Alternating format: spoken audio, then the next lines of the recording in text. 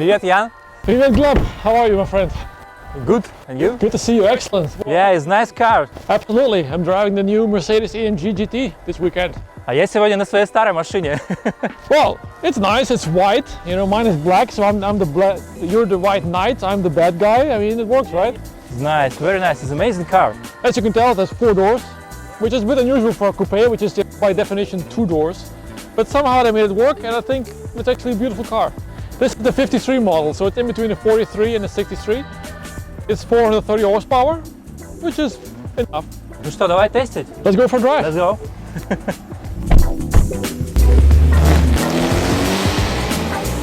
Что, Ян, как у тебя впечатление от машины? Lovely.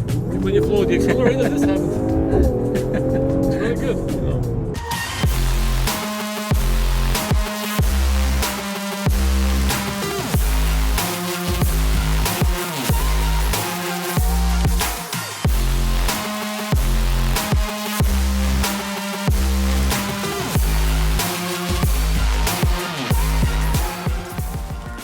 This is a 3-liter with 435 horsepower. Okay. So it's not like the 63 model, which has 630. But I think for, you know, the kind of stuff you do every day, this is more than enough power. Как думаешь, с чем можно ее сравнить в ее же классе? Well, the obvious choice as a competitor would probably be the Panamera S. That one has 440 horsepower, so similar kind of engine, similar kind of design, I would say, with sort of a coupe style, but still you get the 4 doors. And then I ran out of ideas. I think the Mercedes is master. No, it's about the same. The same. Yeah. 440 horsepower against 435. I don't think you're really going to notice a huge difference there. I do think that the Mercedes looks probably slightly more exotic than the Porsche does. They really did give this car the looks from the GT model, whereas the Panamera does not really look like, let's say, the 911. But other than that, I think on paper these are pretty well matched cars. А вообще на этой машине возможно доехать до Сибири, как ты думаешь? Sure, why not? I mean, the car is not that close to the ground. Okay, it's on low profile tires, so you might want to take a spare. But it's 4-wheel drive, and Siberia is a big place, you know, so I'm sure you can find one spot that has good roads. But no, I mean, cars like these can go anywhere, it's not a problem. I very much doubt they have good roads. But you don't need a good road. I mean, you can go a little bit slower, you can drive around the potholes. I mean, I've been in Russia for 8 years now. I figured out how to drive sports cars on bad roads.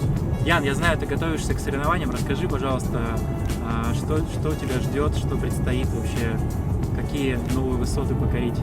Yeah, I do a little bit of amateur racing. The Porsche Club Russia organizes championships on various different levels. We got a time attack, we got an actual race with a Porsche challenge.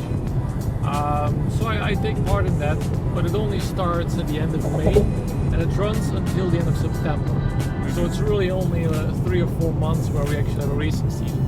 I guess that's another downside of living in Russia, is that the season is so short because your winter is just so long. But yeah, I love driving on racetracks, and because the winter is so long, I have a lot of time now to prepare my race car for the next season, which is, you know, actually a lot of work, and you keep googling ways to make your car faster and buying car parts. Sorry.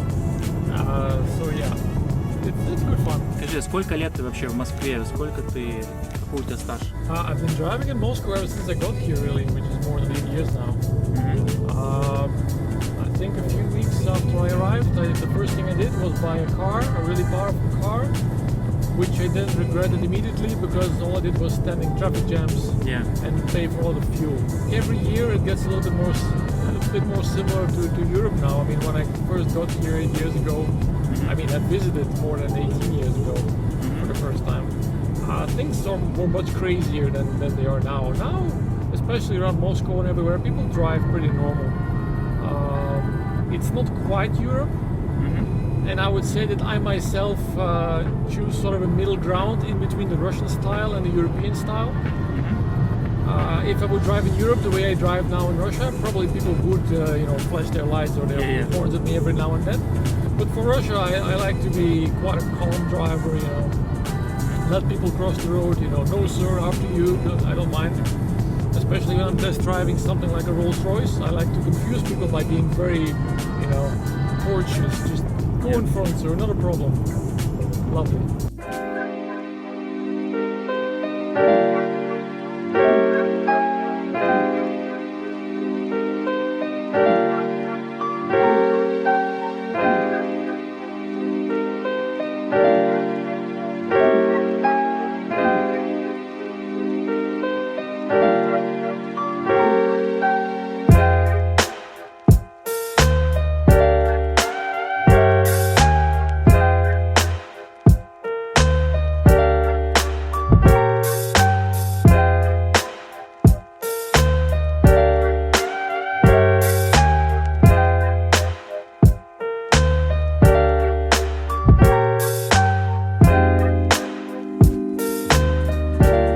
Поделись своим впечатлением от машины, что тебе нравится, что тебе не нравится, что ты вообще получаешь эмоции от нее. Well, speaking as a car journalist, it's actually quite difficult sometimes to find things to complain about in a car like this. Because it's a Mercedes which costs, let's say, 10 million rubles. Of course it's brilliant, Yeah. You really have to look quite hard to find anything wrong with it. So they're probably people are gonna think, wow, what are you complaining about that little thing? It's because, the cars are so good nowadays that there's nothing else to complain about. With this car, I would say the only thing that really bothers me is the name, which I suppose doesn't matter at all. Because this has really very little to do with the AMG GT. It's a completely different platform. It's a much bigger car. It has nothing to do with a sports car of the name AMG GT. So I think they could have just called this something else, and it would have been equally brilliant, equally good to drive. The interior is really fantastic. It's not really an AMG GT that I know. It's like if Porsche would not call the Panamera, but they would call it the Porsche 911 4-door coupe. It's exactly the same thing, which they don't do. On the other hand, Porsche did just launch the Cayenne Coupe, which makes even less sense than this car does name-wise, and it's also not a coupe because it has 4 doors. So there seems to be this trend right now in the car industry of just giving cars names that don't make any sense whatsoever. There's not much I don't like about this car. I keep hitting my leg on this gigantic center tunnel every time I get in, but that's just me, being the donkey that doesn't remember the stone. So if you actually own this car, of course, after a few times you will remember, to put your leg in differently. The engine is nice, the gearbox is nice.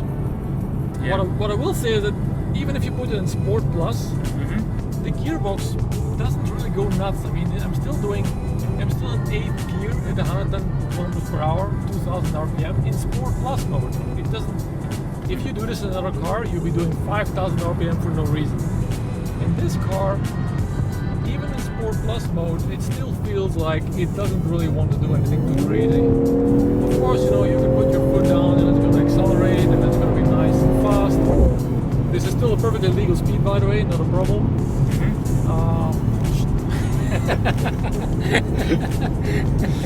So yeah, there's nothing to complain about. It's a bit, it's bigger, right? So if you want to park it, you need a slightly bigger space. But it has adaptive cruise control, so you can just set the cruise control to follow the guy in front of you in a traffic jam. Ну что, Ян, я был рад тебя увидеть сегодня. Спасибо тебе за этот тест шикарной машины. It's been good. We burned some fuel. We did our part for the global warming, so it might get warmer soon, hopefully. Друзья, подписывайтесь на наш канал, ставьте лайки, не забывайте комментировать. Well, Gleb, next time I suggest we go to the racetrack. 19th of May, Moscow Raceway, where the race going. So let's try that. Yeah. Good. Pleasure meeting you, man. Nice to meet you. See you next time. See you next time.